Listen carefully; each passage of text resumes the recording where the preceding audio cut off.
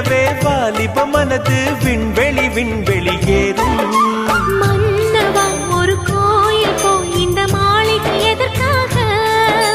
தேவியே என் ஜீவனே இந்த ஆலயம் உனக்காக. வானில் ஒரு புயல் மழை வந்தால் அழகே என்னை எங்கனம் காப்பாய். கண்ணே உன்னை என் கண்ணில் வைத்து இமைகள் எனும் கதவுகள் அடைப்பேன். சத்தியமாகுமா? நான் சத்தியம் செய்யவா?